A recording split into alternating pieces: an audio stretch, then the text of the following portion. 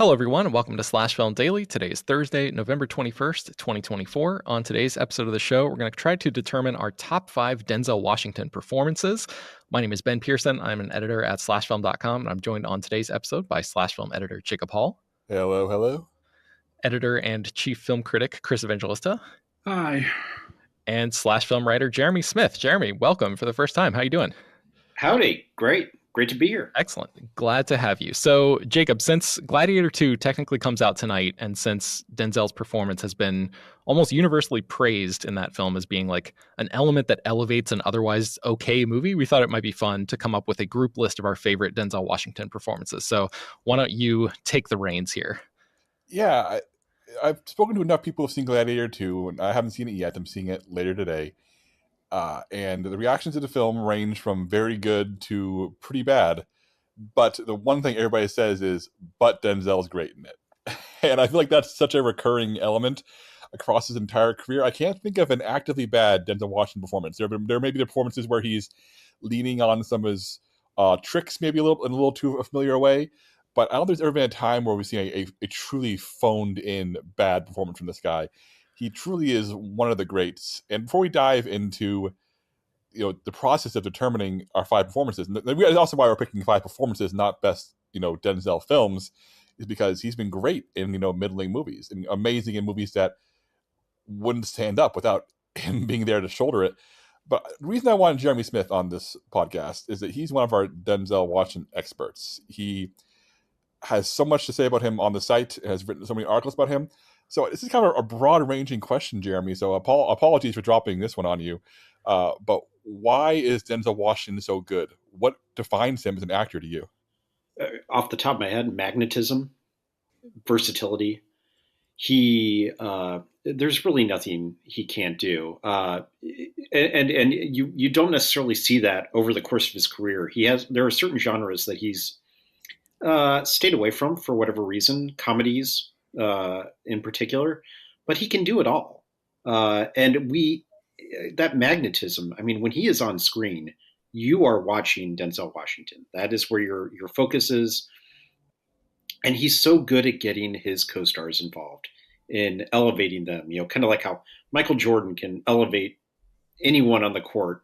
When he was playing basketball, Denzel can do that for his co-stars. Not that they aren't worthy of him, not that they aren't fine actors in their own right, but when Denzel is on there, he can be point guard, he can be power forward, he can be, sorry to get into the basketball analogies here, but he's just, his versatility, his generosity, the whole package. He's just, Cary Grant, I think that I always think of Cary Grant as like the platonic ideal of a movie star.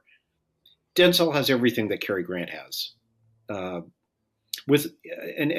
Cary Grant had an edge too, but Denzel just has, he's got a fire. He can be dangerous. I don't know. I can't say enough about the guy. He really can truly do it all. All right. Yeah, that sounds as good of an intro as I think we're going to get to this as we can, which is why it's going to be a really tough choice, which is why I asked everybody to come armed with 5 performances they want to talk about or 5 movies they want to talk about.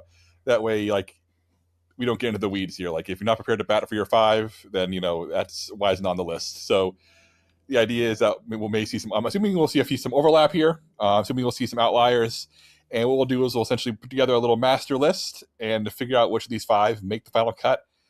And I think we can essentially go around in a circle here and, pick one title at a time, spend a minute or two talking about why you're nominating it, and until we have a whole slate, and then we can, take out a scalpel and cut ourselves a slash film list. Chris, we haven't heard from you yet, so how about you get us started? Pick a title from one of your 5 you brought us and nominate it.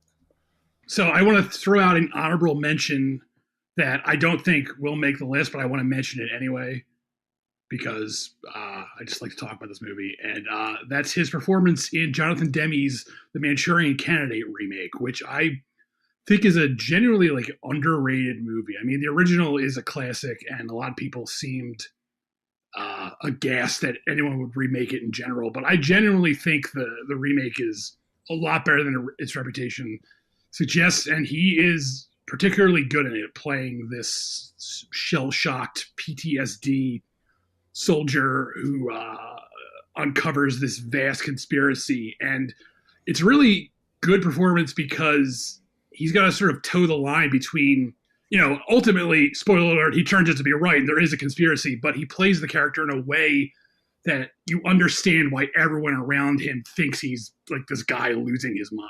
And he does this very good job of playing this sort of role. But I'm just saying as an honorable mention because I doubt that'll make the list, but I want to just mention it. Now to get into my actual pick, let's see. I could go obvious, but I'm going to go maybe not so obvious. I'm going to go with The Tragedy of Macbeth, which is a recent-ish performance from him.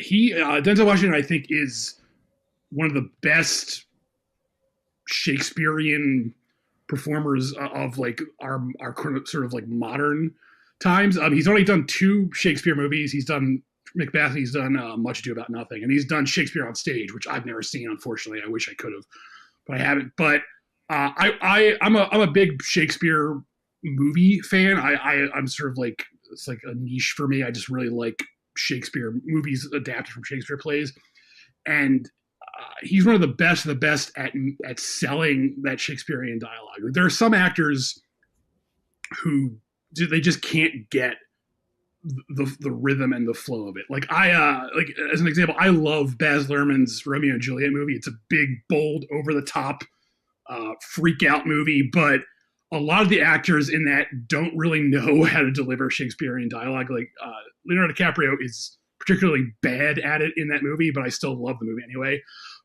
That said, the complete opposite of that is Denzel does this. I don't even know how to really describe it, but he finds a way to make it sound sort of like you're hearing it for the very first time in the way it should be heard. And he's just so good in that Macbeth movie, which I feel like is a film that sort of like fell through the cracks because it was an Apple movie and it never got like a physical release. Like you can only find it on Apple TV Plus, which is, a whole separate matter. But he's just so good in that movie playing Macbeth, this very iconic, for lack of a better word, Shakespearean character. And I mean, everyone in that movie is firing on all cylinders. Frances McDormand is really great in that movie too. But he's just, I remember when I first saw this, I was just sort of just blown away at the way he delivers these Shakespearean monologues. Like even if they're like, a lot of them are burned into our consciousness. Even if you're not familiar with the play, you probably are familiar with some of the lines from it. And he just has this way of making them seem so just fresh and unique. And it's just very impressive to me. Yeah, Chris, this is also on my list. And the only thing I'll add is that Macbeth is traditionally cast with a younger actor, usually late 20s, early 30s. So casting Denzel Washington in his 60s as Macbeth recontextualizes the character. And Washington doesn't just perform it like other people have. He really leans into the fact that this is an older man who feels that he's earned this. And his spiral into like madness comes from a sense of I got what's finally mine, as opposed to a younger man trying to hold on to it desperately, which is such a fresh, unique take on Macbeth in general. I think this is a terrific performance. And was it on anyone else's top 5, or is it just me and Chris? I left it off. It was close, but I think all the reasons you guys listed, it's an exceptional performance. I totally agree with. It's just hard once you get to 5 Denzel Washington performances. You're dealing with an embarrassment of riches. Yeah, same. All right. Well, we'll watch what's one on our list for now. Ben, you nominate one now. I'm going to nominate Remember the Titans. Jeremy, you actually wrote about this in a piece for Slash Film. I'm going to link to it in the show notes so people can check it out. But Denzel was a former football player himself, and he was influenced by his coach growing up. So there's an extra level of intimacy and effort that he put into his performance in this movie as Coach Herman Boone.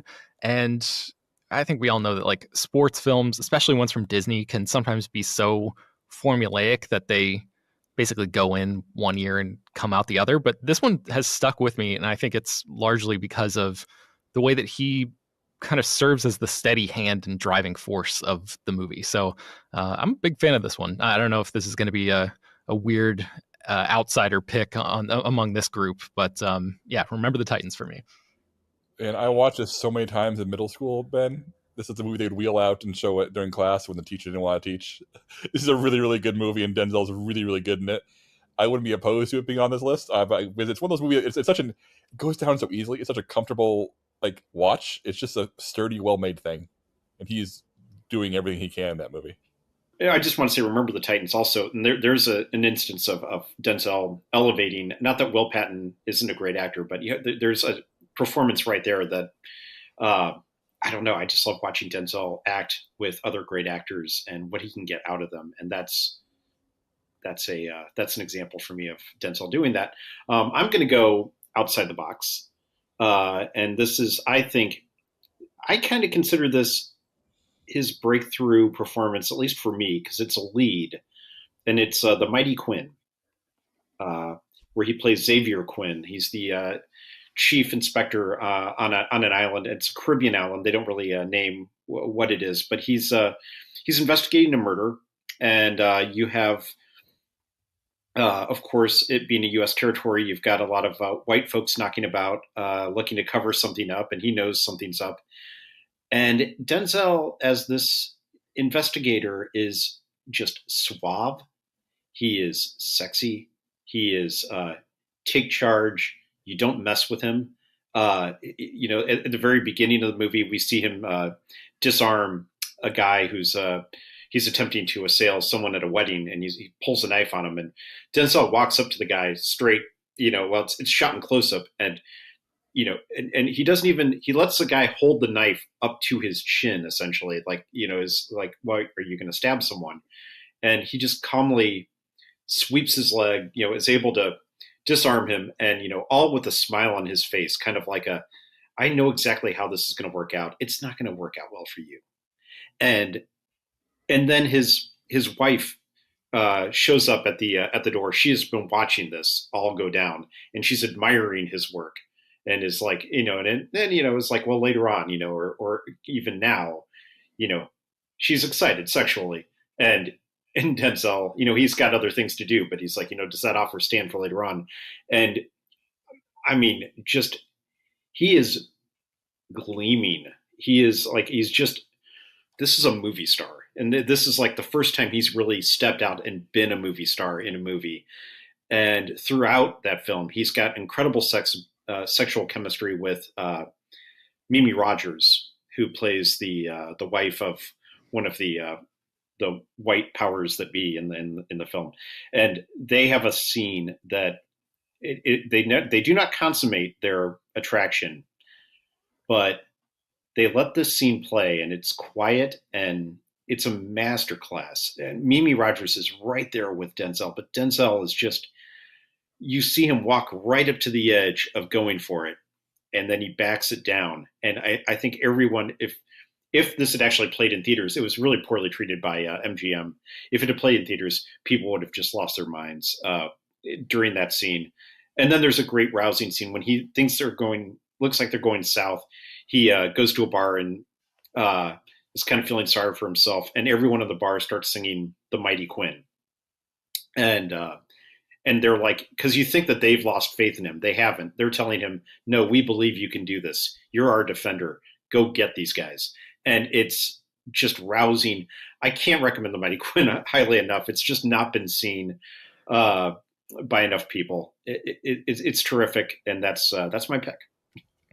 Yeah, I'll be honest, I have not seen this movie, and I started Googling it when you started talking about it. I was like, what is this movie? And I stumbled across Roger Ebert's 4-star review, where he echoes what you said. He says that this is a film that makes a movie star overnight. He compares him to Robert Mitchum, Michael Caine, and Sean Connery, all in the same review. And makes you like, man, how did I miss The Mighty Quinn? This sounds fantastic. Jeremy, I read an article that you wrote on the site called Denzel Washington is the best actor ever. And you mentioned this film, and I read that sort of in preparation for the conversation that we were going to have today. And I was like, you know what? I have a feeling that Jeremy's probably going to nominate The Mighty Quinn. So I'm going to check this movie out because it's streaming on Tubi right now. So I watched it this morning for the first time. And yeah, everything you said is dead on. I mean, he's really incredible in it. And it feels like he's so young. It's so early in his career, but it just feels like the Denzel that we've always known, the one who is so sure of himself as a performer. And there's just not a false note from him in the movie. So yeah, in terms of spreading the word about that film and having people check it out. It's on Tubi right now. Oh, great. Happy to do it. Happy to get that movie out there in the consciousness. All right, I want to go with the super obvious one because I want to make sure we keep this rolling. But I feel like this list is not complete unless Malcolm X is on it. I mean, it's not my favorite Spike Lee movie, but it's probably the best Spike Lee movie, if that makes sense. Mm-hmm. I do think it's the kind of role that the actor like Denzel Washington was kind of probably literally born to play. It is such a complex, fascinating, real person, and we don't have the space on a movie podcast to talk about everything that makes Malcolm X such a fascinating and polarizing figure. But this film is frankly astonishing, even 30 years after it came out. And I'm just going to rubber stamp it. Malcolm X is probably on this list, and someone had to get it out there, so it's on me. Yeah, I mean, this is like a Titanic performance. It's got to be on there, right? Yeah, we'll probably talk about more once you start whittling it down. But Chris, what's next for you? I mean, yeah, I had Malcolm X on my list. I feel like, did everyone have Malcolm X on their list? I genuinely want to know because I feel like the answer has to be yes. I did, yes. Yep. Yeah. I mean, it's just like you could just lock that in now, honestly, because like how can you not? I'm gonna go with American Gangster. Let's go with American Gangster, Ridley Scott's 2007 crime epic. Denzel, again, so good in this. It's a tricky role because the character he's playing, Frank Lucas, is, for lack of a better word, a scumbag. He's just a piece of shit. And Denzel makes him so cool and so charming and so likable. And it's so easy to like sort of get in this guy's corner. And you sort of understand why Russell Crowe's character sort of ends up respecting him in a weird way. And yeah, I mean, it's just such a memorable. It's a big performance. It's one of his bigger, like I don't want to say over the top, but it's a big performance. But he makes it work so well, and he's like you're with him like every step of the way of that movie, even when he's doing really horrendous shit. So yeah, I love American. I really love the director's cut of American Gangster, which, like many director cuts of Ridley Scott, is better than the theatrical version. It especially fleshes out the last act a bit more, where the Russell Crowe character and the Frank Lucas character sort of become friends, for lack of a better word. So yeah, that's my pick. Man, this is one where I never saw the director's cut, Chris. So this movie always used to my brain as being a pretty okay movie with a great performance to the center of it. Now I got to go seek out the director's cut, I guess. Yeah, I really recommend the director's cut. It's not like a completely different movie the way like the Kingdom of Heaven director's cut is, but it does add a lot more to the movie, I think. I would agree with that. All right, Ben, you're up next. I'm going to say Fences from 2016, I think. Denzel operating in the shadow of James Earl Jones, who played that role on stage. That must have been like a pretty heavy burden to carry, but I think he really delivers in a big way. And I know that Viola Davis rightfully received a lot of acclaim for her role in that film, but Denzel is just a real tough bastard in this movie, and he has a gigantic chip on his shoulder and a kind of an understanding of the world that he's trying to pass on to his son the only way that he knows how. And again, it's kind of like a tough character to like, but there's just something about that magnetism that we were talking about earlier where he's able to pull you in a really compelling way. So Fences is it for me. Well, I'll jump in. I was going to go with Fences, actually. Troy Maxson is a great character that is perfect fit for Denzel as, just as a father figure. But I also love him as a father figure in He Got Game. And that's going to be my pick. As Jake Shuttlesworth, father to Ray Allen's Jesus Shuttlesworth. He's released from prison, and he's got to get his kid, who's a basketball prodigy, to sign at Big State. That's where the warden has granted him this work release, and that is contingent on him getting, or his release is contingent on him getting his son to sign. Denzel is, again, he's a bastard in this too, because he's manipulative.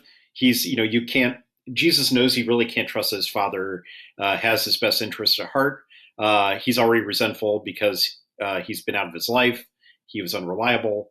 And Jake just, he's a bit of a monster, but Denzel gets us to understand exactly, kind of brings us into this guy, into this complete screw up, and makes him sympathetic to the point where we're rooting for him, and in a strange way. It's just, and it's Spike Lee, it's Spike and Denzel, and they're, that's Scorsese and De Niro right there. That's how good they are together. This is, I think, outside of Malcolm X, which I think is their finest work together, this would be my second favorite of their collaborations. All right, so I guess it's back to me. Should I go with a super obvious one, guys, or should I go for one maybe a slight deeper cut? Go deep cut. Yeah, go deep cut. All right. Once again, I want to keep this fast. I think Jeremy may have more to say about his performance than I do. But Devil in a Blue Dress. We should have gotten a whole series of Easy Rollins movies. Just Denzel doing just some of the best modern neo-noir work imaginable. This movie is just atmospheric as hell, and so much of it just rolls off of what Denzel's doing on the screen. Jeremy, I know this is one of your favorite movies, right? So I'd like for you to say something here because I know you're better at it than I am. Oh, well, I don't know about that, but it's certainly a Devil in a Blue Dress. It works. It just works from start to finish. It's a great neo noir, and serving up Denzel Washington as this kind of a private detective who's up against the LAPD at a time in Los Angeles in the 50s, and the series goes into the 60s, and the LAPD was not a friend to the minorities in that city. They were mostly white, very abusive, and you feel that pressure on Easy Rollins in this movie. You also feel the pressure amongst his friends and people who want things from him. He's capable, and then he's got the worst best friend in the world in Mouse, played by Don Cheadle. Which, oh my God, why not getting another Easy Rollins meant that we didn't get more Mouse from Don Cheadle. Those two together, Denzel and Don, pure magic, and it's just. The groundwork is there. I mean, it's Philip Marlowe. It's all that stuff. There's really the only excuse that we didn't get more is that the studio didn't believe in it and didn't push it hard enough. And that's the hard cold fact of that. Yeah, Ben, have you seen this movie? I feel like this would be one of your favorite movies. I have, and it's on my list for all the reasons that you all said. Chris, was this one on your list? It was not on my list, but I do love this movie, and I do agree that it's like a travesty that we did not get at least one more Easy Rollins movie, because it's such an entertaining film. It's so good. Yeah, the only thing I'll add is that there's a melancholy to the movie, but it's also really fun to just watch Denzel bounce off of Don Cheadle. There's this kind of like a search for a missing woman, and yes, getting caught up in this web of corruption, and the atmosphere is incredible, but like there's a sort of a palpable sadness that underpins the movie, but it's also able to just really deliver some like pure entertainment in a way. So when I think of Denzel movies, this is definitely up there for me. Yeah, you shouldn't have left me with him if you didn't want him dead. All right, Chris, we're back to you. What's next for your nomination? All right, so Denzel Washington and the late great Tony Scott made several movies together, but I think the best of the bunch is Man on Fire. I fully admit that Man on Fire has some problematic elements in the way it depicts Mexican characters. That said, if you can sort of overlook that, this is such a badass action movie where Denzel Washington just goes off the deep end and kills everybody. And obviously he's sort of kept that going with the Equalizer movies, which I really enjoy those movies.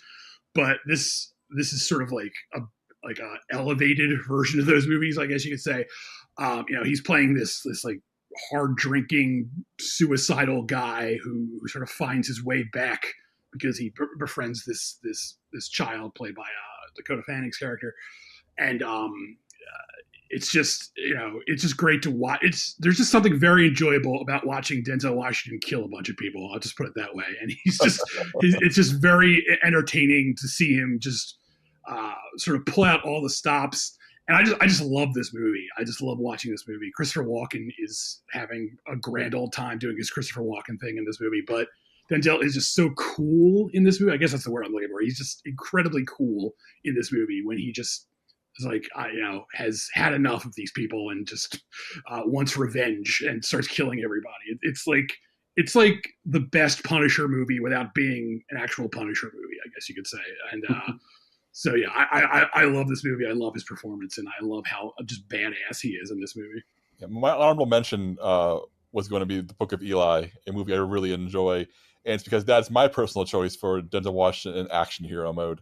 Because I love that he can fluctuate between such nuanced, layered, beautiful characters, but then also just be really, really good at killing people in Tony Scott movies, or in Book of Eli's case, really good at killing people in a sci-fi dystopian film. Just not everybody can do that. Not everybody can bounce between those two modes. So, but yeah, I think if we were to pick like one Denzel Washington action hero role for consideration, Man on Fire is probably the most complex character of the bunch, probably, I would think. Ben, what's up next?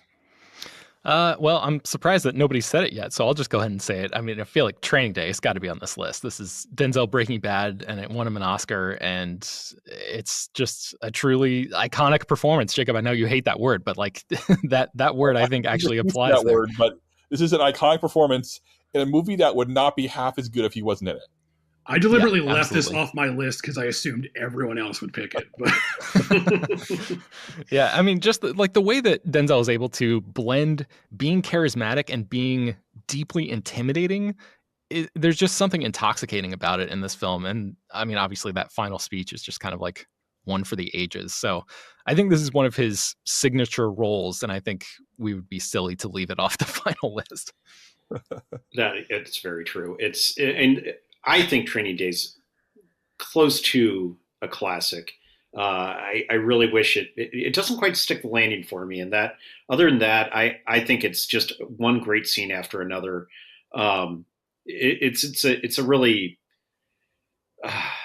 it's a difficult film to love, but it's so entertaining. And Denzel just owns that movie. But Ethan Hawke is great in it too. Anyway, but we're not talking about Ethan Hawke. We should in the future. Ethan Hawke is honestly as underrated as Denzel Washington is rightfully rated, if we're going to be honest. I'm a huge Ethan Hawke fan, so I agree with you. All right. Well, Jeremy, we are bouncing back to you. So what's next for your nomination? Okay. Well, so because I just want to make sure, because I don't know if we're going to miss on these or not, but just real quick, Tony Scott movie, the one that I would pick actually, which is probably not one that most people would select, is Deja Vu. I think Deja Vu is a really great, crazy sci-fi movie. It's got a really great twisty script. It's got an amazing car chase set piece, and Denzel's just game throughout all of it. I really like. He makes it work. He makes all that silliness work. No way that film is as good as it is without him and any other actor in that movie, and it collapses on its own silliness.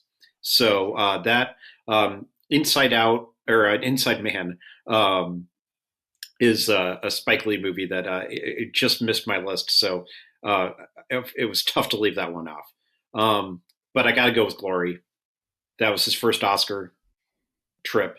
That's just it's just you kind of want to almost underrate the movie because it's Ed Zwick, it's a white director, and it's like and Matthew Broderick's character is just he's the protagonist of the movie, and you're kind of like it should be about Tripp because he's a guy who is conscripted, who's going to fight for the Union. He doesn't want to fight for America. He doesn't believe in America.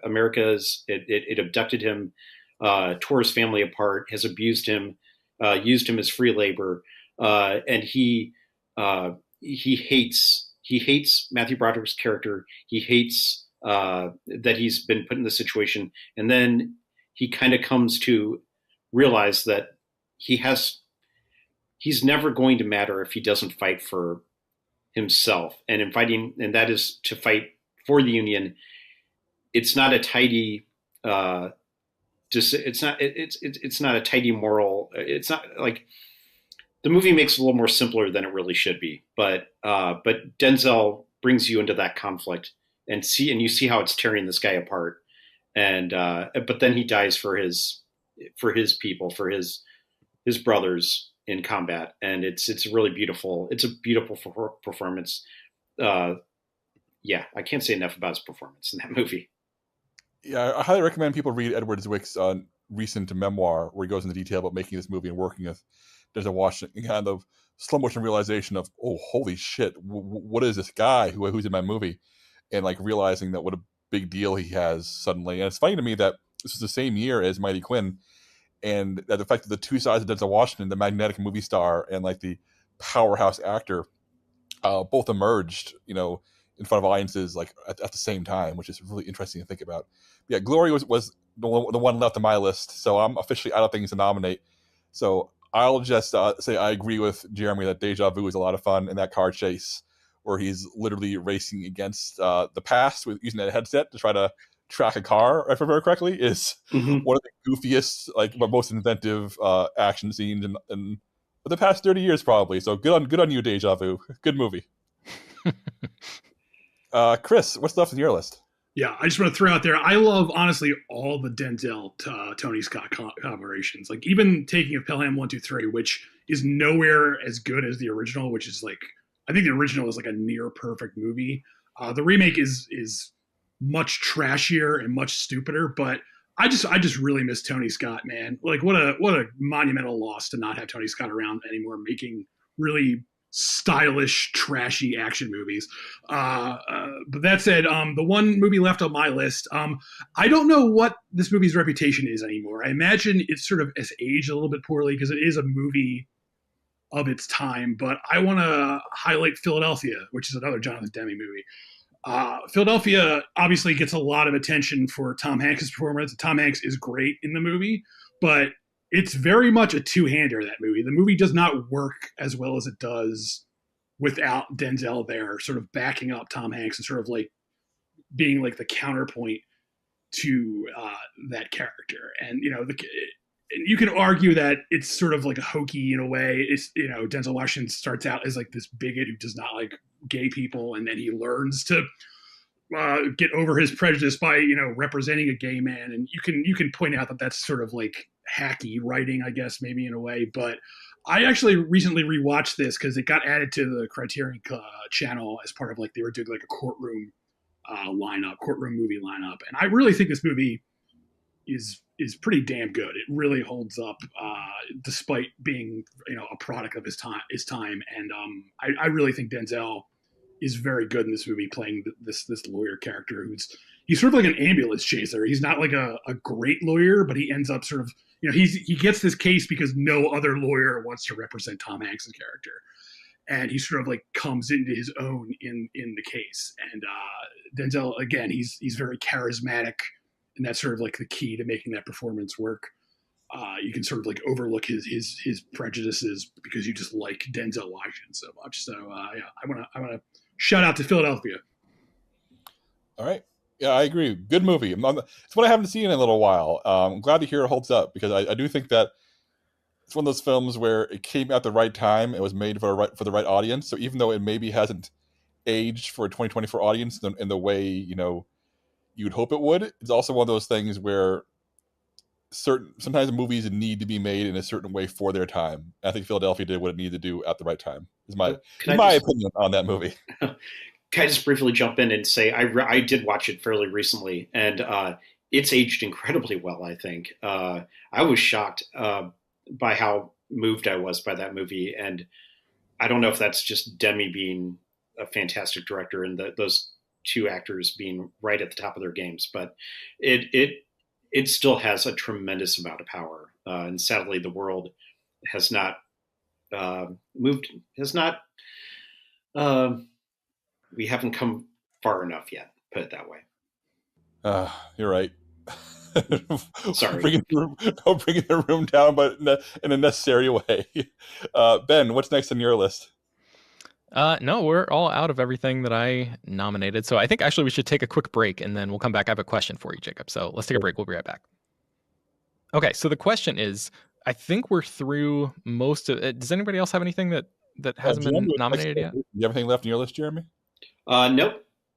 Oh, then Okay. yeah, then we have our final list to whittle down.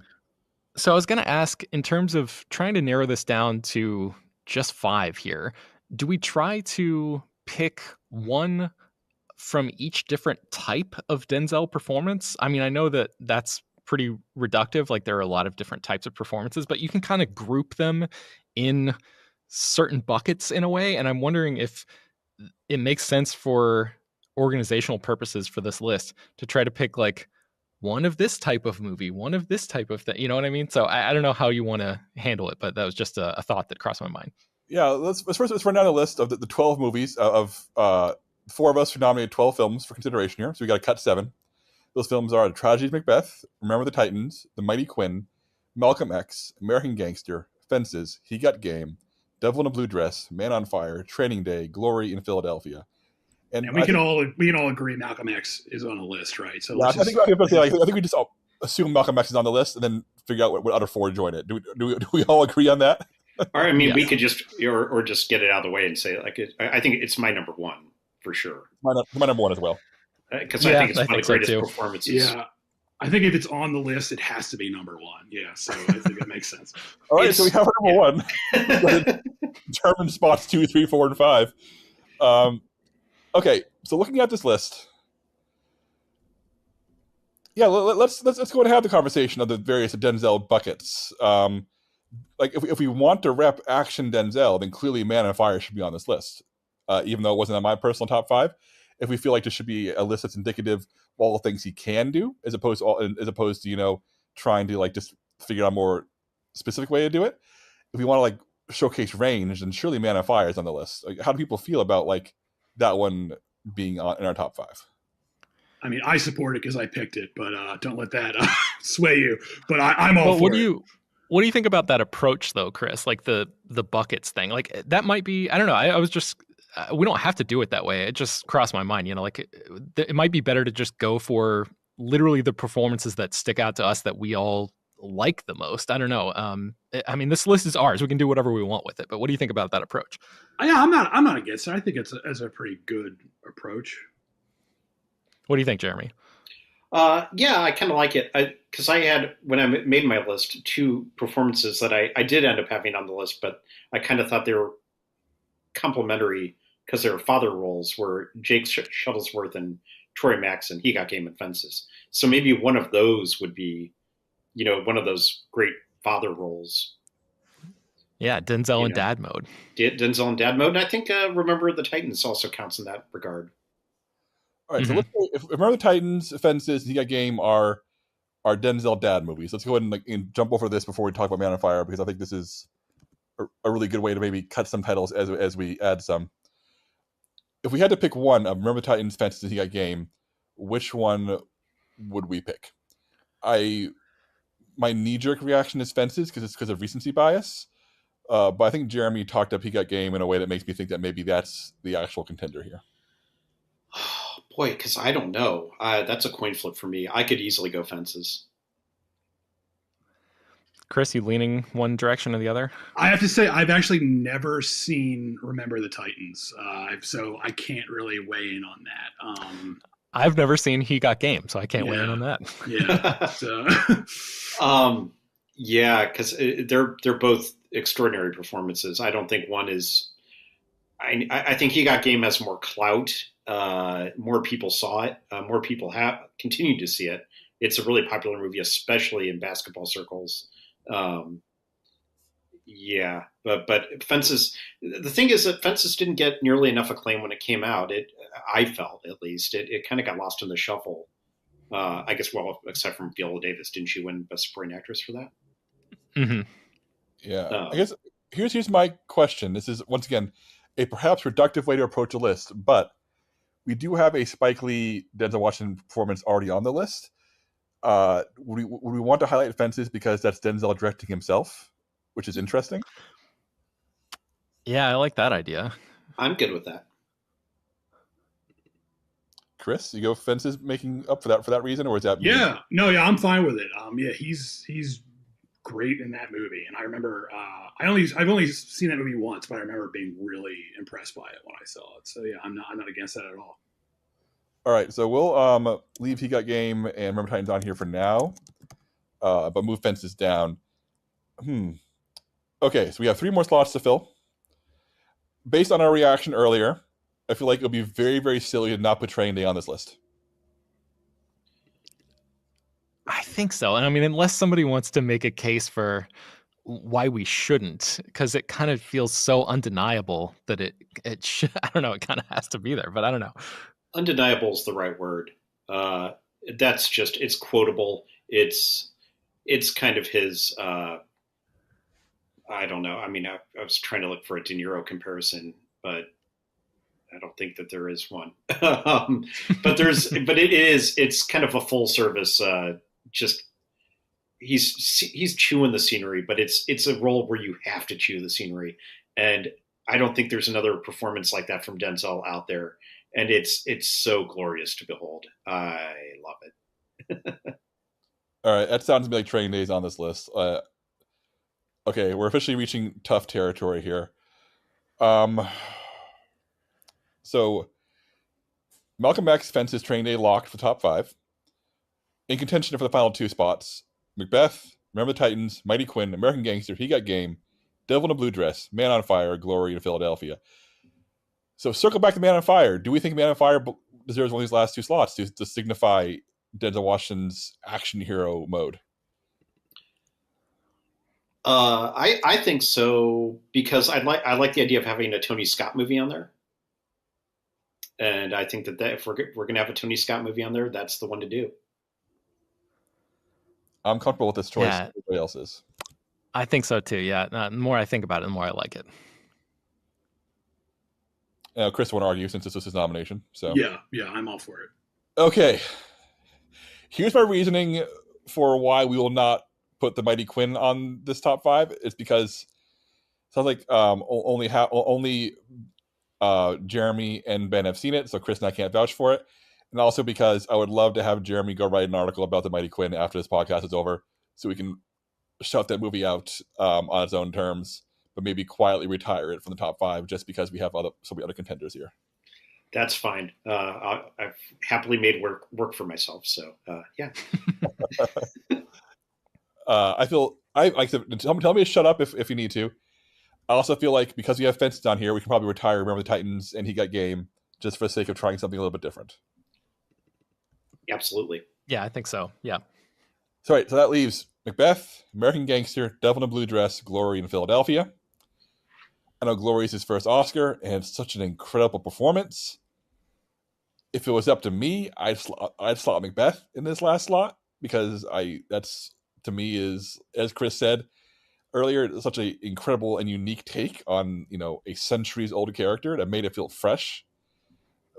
But I don't want to throw my weight around too hard here. I would love to hear from everybody else. I mean, I would vote for Macbeth because it's the only Shakespeare movie on the list, and I genuinely think it's a shame that we haven't gotten more Denzel Washington Shakespeare movies. Like I said, there are 2, and I feel like there should be a lot more because he just is so good at delivering that Shakespearean dialogue in ways that a lot of actors are not. And I want more of it. I want to see more. I wish there was more of it. So I would be fine with it being on the list. But at the same time, every other movie that's left is really good. So I understand this is kind of tough. It's tough. He's just that good of an actor that I kind of want all these movies on the list somehow. Yeah, man, this is where it gets really, really hard. I kind of think if we put Macbeth on there, that it kind of, in a way, brings American Gangster along with it, just because I know American Gangster is more of a bombastic performance, but there is something grandiose about that movie that I think works kind of in almost like a modern Shakespearean type of archetype or something. So I think if we're talking in terms of Denzel buckets, the different types of performances, I think maybe an argument could be made that those 2 could be they could share some DNA. So Macbeth could be representative of more than just that film. in addition to the Shakespeare component that Chris was talking about. So, yeah, I think that makes sense. I mean, it's just like leaving Devil in a Blue Dress off, leaving Glory off. Like these are, especially Glory, like it's so hard to do. You know, there's so much pain bubbling beneath the surface of that character. And like one thing we haven't really talked about in terms of Denzel's capacity as an actor is like the ability to vacillate between being really quiet and being really explosive. He's so good in that, and Glory might be the best that he ever was at that, just in terms of like letting that pain spill out at every opportunity and kind of like blow up. I mean, it's so good, but yeah, it's a I think if we don't put that movie on there, it's more of like a testament to the power and incredible nature of the rest of his career, that he just like has so many other things that we just leave that off. You know, it's not necessarily like a diss against those movies, but How about we retire American Gangster, retire Devil in a Blue Dress, retire Philadelphia, and just have Glory and Macbeth go toe to toe for his final slot, and we'll hash it out right here, right now. I'm good with that. Yeah, that makes sense. It's also, isn't Macbeth a gangster in his own right? Isn't that also loops it together? So I mean, yeah, you can make that case. It has that sort of like format of the killing his way to the top sort of thing. Yeah. What is Macbeth if not Scarface? You know, a couple hundred years earlier. So Yeah. That's the template. Okay. I mean, that's the gangster film template. It's all of those. Like Richard III is like that. So that's Shakespeare. He was a gangster, man. Some may say a very good writer. Yeah, hot take. He was pretty good. Okay, so we're staring down our Glory versus Macbeth is such a wild showdown for the final slot here. I feel very comfortable with Malcolm X's Fences, Training Day, and Man on Fire being completely 100% locked. So I don't want to say like let's take any of those out. I think we should just consider those 4 100% locked in as we go into this final conversation here.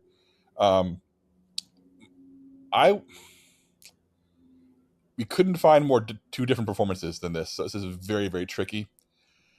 I'm giving my very slight edge to Macbeth for all the reasons I've said before. Chris, are you also Team Macbeth here versus Glory? Yeah, I mean, I think he's phenomenal in Glory. But I would just pick Macbeth just because I feel like that is between those two performances, that's the one I probably like a little bit more. I mean, I think they're both great, but I think I like his performance as Macbeth a little bit more. Ben, where are you leaning? It depends on where Jeremy's going to go. If Jeremy's going to say, if he's going to put up a fight for Glory, then I might be willing to back him. But I don't know. What do you think, Jeremy? I am going to put up a fight for Glory. I'm just thinking about Glory. I'm thinking about watching that movie in the theater when it came out and just being absolutely blown away by Denzel, who I already knew as an actor from Cry Freedom. And, you were kind of waiting to see what this guy could do when he really had a movie worthy of his talents. And then watching him bounce off Morgan Freeman and Andre Braugher.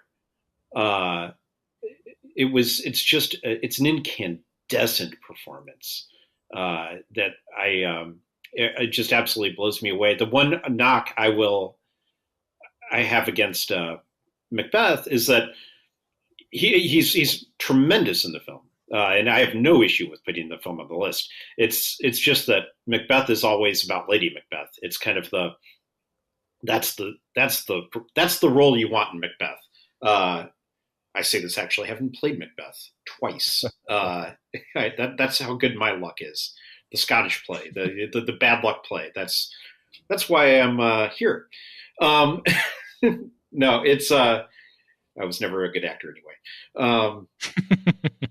I will.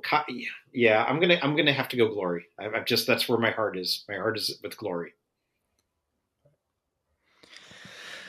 Man, yeah, this is tough. I was watching clips of some scenes from Glory last night on YouTube, and it's so impressive what he was able to do with that movie. But I also really liked Macbeth at the time and understand all the arguments on that side too. So I kind of, I don't know. I'm so torn here. I'll jump in here. My love for Macbeth is not so strong that it like dispels my need for Glory to be on this list. So in the interest of finishing this list, and because both movies are tremendous, I'm okay nudging Glory into our top 5 and making Macbeth our honorary number 6. All right, well, that makes it easy. I was like on the edge, but yeah, you've done the hard work for us. You've bitten the bullet, Jacob. I appreciate it. And I, and please, because I know Denzel's listening to this, don't take this as discouragement. Please do more Shakespeare. Please do more. I would love more Denzel Shakespeare movies. It's got to happen.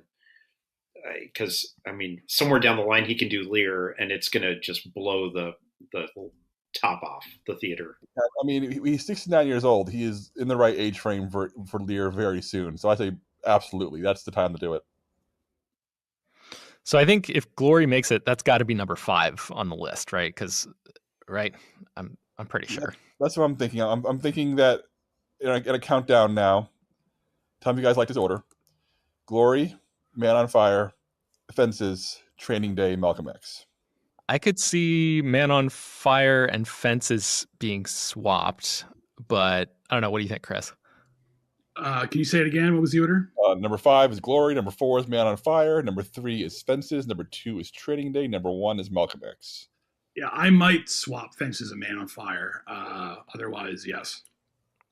The action component of Denzel is just such a big part of who he is as a movie star, and so I think in terms of like representing different eras and types of performances and aspects of his career, I think it makes more sense to put Man on Fire at number 3. I'm good with that. Because you're splitting hairs at this point. Certainly, that's worthy of 3. All right, honorary number 6, The Tragedy of Macbeth. But then number 5, Glory, Fences, Man on Fire, Training Day, and Malcolm X. I think that's a really good list, guys. I think that anybody who disagrees with it can listen to an hour of us hashing it out if they have an issue with it, because I think that's a good list. Definitely. All right. Now we're going to watch Gladiator 2 and see if that changes the needle at all. It won't, but Ben, do you want to take us out of here?